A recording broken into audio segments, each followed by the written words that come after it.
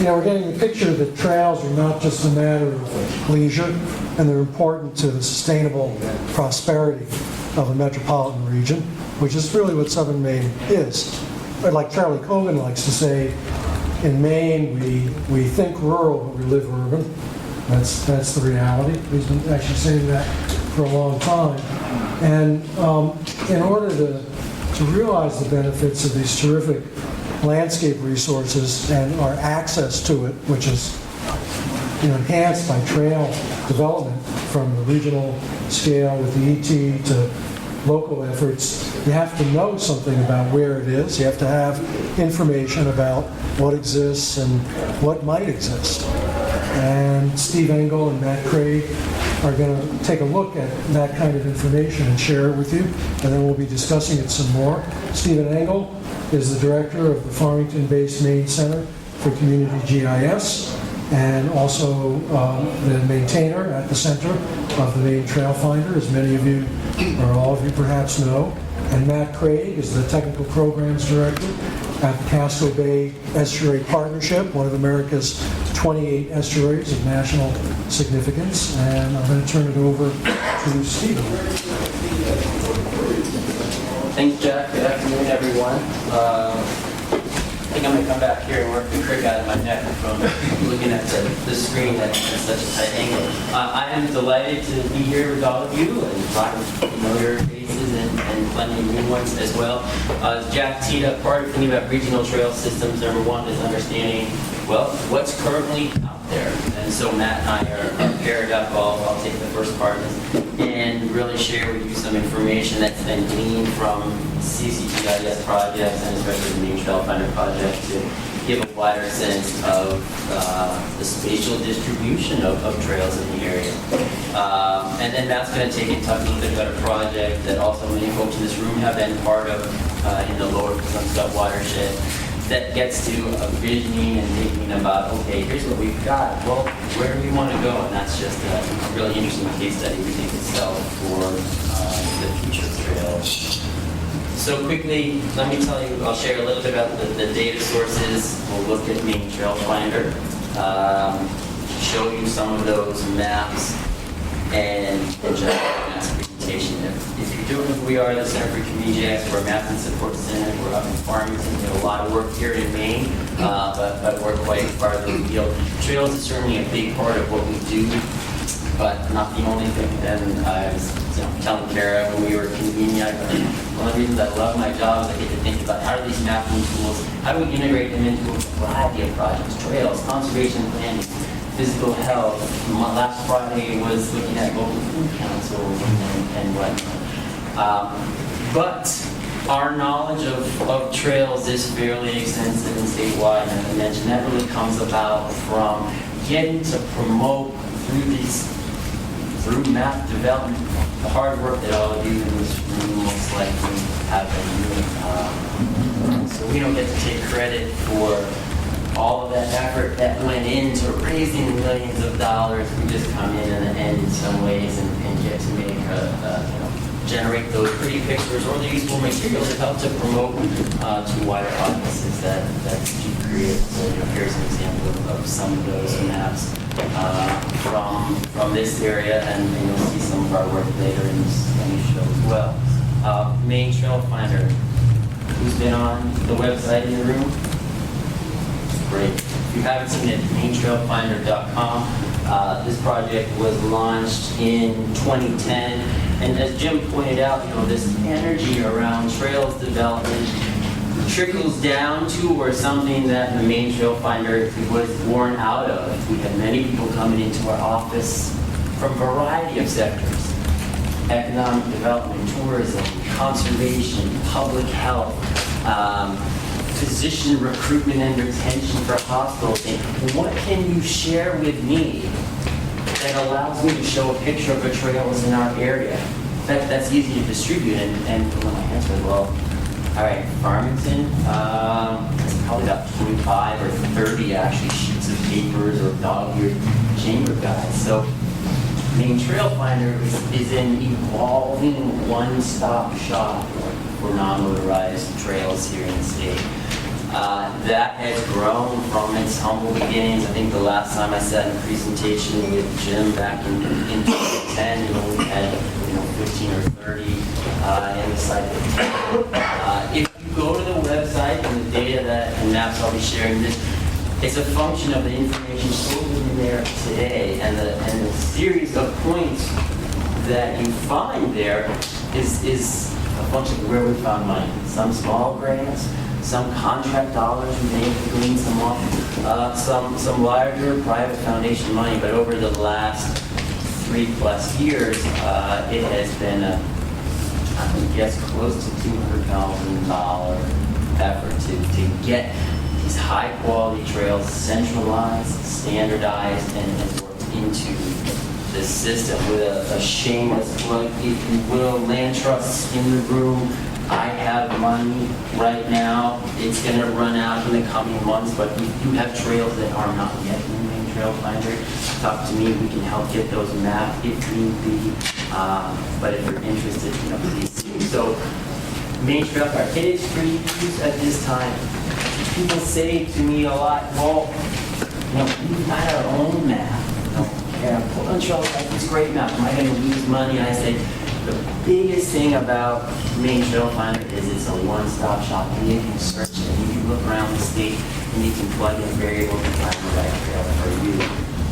Some groups may not have their own product like it, because if they're going gung-ho with their volunteers building trail, that information is communicated online in a digital format, and we can easily, in real time, pretty much add, extend trail systems or cut them back if there was a major weather event or a landowner issue.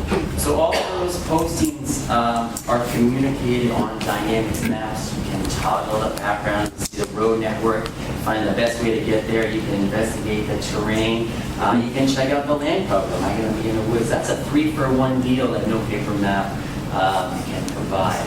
That being said, I'm a cartographer. I love paper maps. So each trail posting links to existing PDF maps that trail managers, landowners have created or exist, because that's oftentimes the best thing that we want people taking out with them.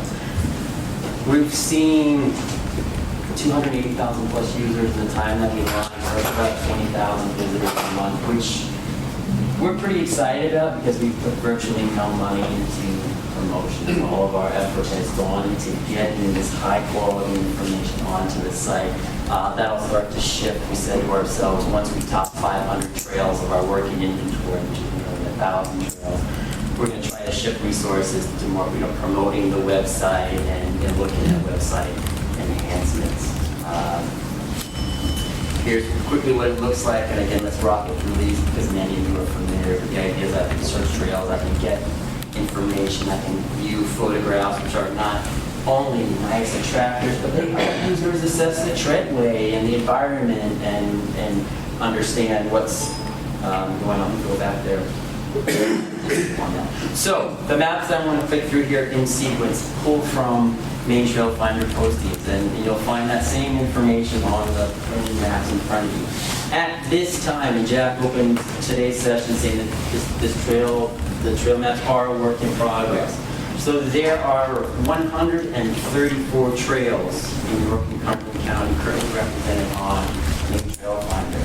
Now, those trails, I should just say, have been fully reviewed and approved by each and every landowner trail manager. The way that we work is in direct collaboration and communication with those folks. We're not as much as sometimes we would like to be, given the slow pace of busy volunteer work. Wish we could just go, but here it is, we've done it, we've mapped it, described it, and boom, it's live. We work closely. So there are a handful of trails people have said, gosh, we feel that this trail has been overloved or has enough promotion. So we posted the full will and desire of land managers. So there's 134. If you were to just, the scale of this map is not really suitable for that, but you get a sense of how that line work looks, not just as points on the map here. Do a little bit of math to tally up miles of trail represented by that line work, and sort of no surprise that your darkest blue communities, Portland, Falmouth, Cape Elizabeth, Bridgeton, even down along the coast really are scoring higher because of the Eastern Trail run through them. So, interesting geographic distribution. Let's just go back to this one for a minute. So that's the 134 representing 340 miles, I believe, of primarily off-road, non-motorized trail or multi-use trail. There are another 95 trails in the region that we are aware of as potential candidates for inclusion into Maine Trail Finder. I am sure there are more than that. And you'll notice just looking at the distribution of points on here where it kind of gets a little bit weaker and sparser there in western, northern York County. If you have insights, add them to the maps, see me, and let's at least capture those points, and when we have capacity to fill them in, we would definitely like to be in touch. The backbones that we've talked about, Eastern Trail, how does this work? Sebago to the Sea is another one. Mountain Division Trail on its way to Freiburg. And lastly, just kind of catching top some little coast trails. Anybody heard of that? In an effort to really extend, there's the Kennebec River Rail Trail that runs 6+ miles from Augusta to Gardner. An effort to bring that down, tie into Amsterdam Trail and over to Bath. So that actually is relevant in this region as well. Now these are the big daddy connectors that we're certainly aware of. There are a lot of more local, well, those are the backgrounds, excuse me, there are a whole bunch of more local connectors. Jim teed up some of them. Hope you don't mind, Alan, I'll grab some of your maps here. Bradbury, Pineland. These local connectors, I just frame them up as sort of 1 to 3 town trail initiatives made possible because of strategic open space preserved lands purchases. So there's Bradbury, Falmouth State Park in the bottom right. You notice the tie-in to the utility corridor, which offers a route down to additional state land, and there's a little bit of a, it's not hard to make that leap up to the Biscuit Hill Preserve, which is another Royal Reserve Conservation Trust property. The West Side Trail team did a great job of explaining that earlier and sharing some of those visuals, but again, this cross-town experience made possible because of, in this case, the utilities corridor.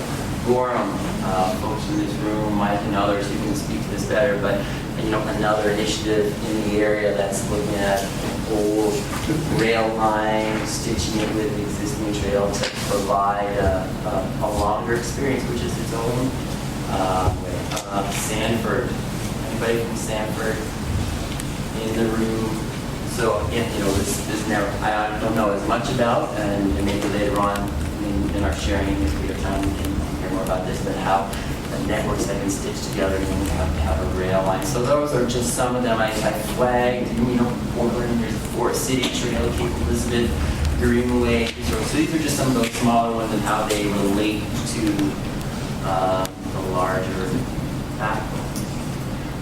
So that's my really quick kind of summation of where are the key trails at right now? Where are some of the activities that to form interconnected agreements? I want to get you to that. And what he's going to show you in the coming slide is that is the Lark Penobscot River watershed that I just turned on.